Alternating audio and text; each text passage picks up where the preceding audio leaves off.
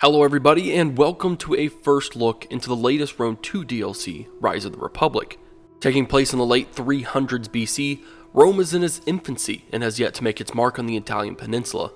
It is surrounded by a range of different peoples and cultures, and in Rome's case specifically, many enemies.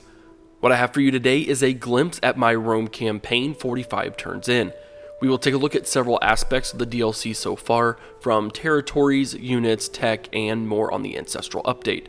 And for those who are wondering, this campaign is played on hard difficulty, as very hard difficulty seems to have some extremely over-aggressive AI and didn't make for a good showcase video.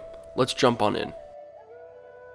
Perhaps one of the first things you'll notice is that I'm not in control of most of my meager empire. An event involving a wave of Scythians, of which I forced my patricians to deal with, caused a massive decrease in loyalty from the other families. Secession was inevitable, but this shouldn't be a hard civil war to bring down.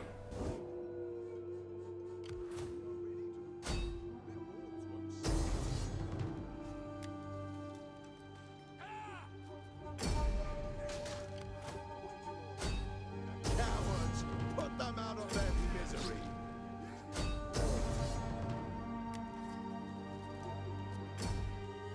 Sure enough, 2 turns later, and I'm taking the main settlement and in the civil war in less than a year. The Ancestral update, bringing the family tree and a wide range of political actions to Rome 2, adds a greater depth to the game. Keeping the families happy isn't always an easy task, and the events that occur during the game, as you've just seen, can have dire consequences to your campaign. Lucky enough for me, neither of my armies sided with the rebels. I found that using other families' traits to be simple and effective, as I secured a non-aggression with Sabina's by using another family who has the diplomatic trait, and even steered the province of Veii away from rebelling by hosting games using the ruling family of that province, a double win for me. One of my favorite aspects of the Rise of the Republic DLC so far is the theme of clashing and combining cultures. There are several cultural types represented in this early period, and it will provide a very overarching presence throughout your campaign. As Rome, you have your own Roman culture, but surrounding you is the Etruscan culture, Italian, Hellenic, and Punic cultures. These cultures will obviously give you public order issues until you're able to snuff them out with your own, but there are cultural effects that are not all bad. As you conquer other cultures' territories, you gain access to that culture's traits to an extent. For instance, when I conquered the Veii, in Etruscan territory, I gained access to Etruscan spears in that province. Taking Latium down south gave me access to Volsci troops, a fierce group of warriors. It is a very appealing aspect in this campaign so far, and no doubt I'll be able to access Samnite, Greek, and maybe even some Punic unit types as I expand my empire. Area of recruitment troops is something I've only seen in the Ancient Empires campaign for Total War Attila, and to see this implemented into this DLC gives the campaign a great sense of flavor and army compositions we haven't really been able to see in Rome 2 thus far. Moving quickly on to technology, I focused heavily on the military side. With Rome surrounded by enemies on all sides, it just made sense. Military tech so far seems to carry a lot more weight. Where you'd maybe expect to get a 4 to 5% increase in combat stats, it's not uncommon at all to see tech that gives you plus 10% or higher increase in melee attack, campaign map range, or even a hefty 33% increase in income from raiding and sacking. These technologies give you more leaps and bounds in terms of advantages rather than small steps as we're used to seeing.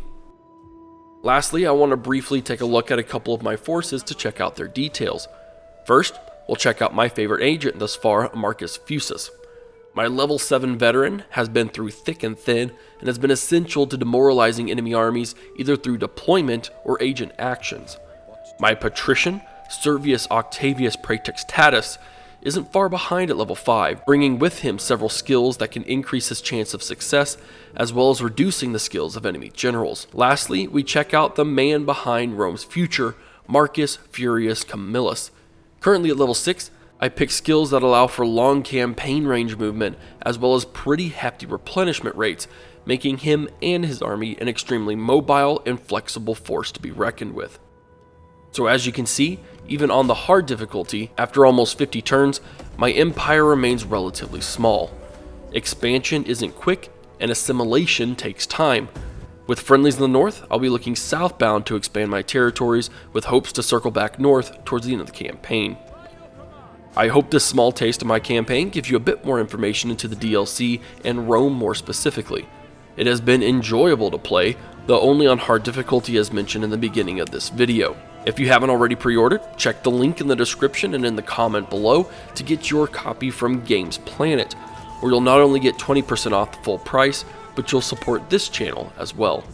If you enjoyed this video, be sure to subscribe to the channel and share it on your various social media outlets. Thank you for watching, and I'll see you in the next one.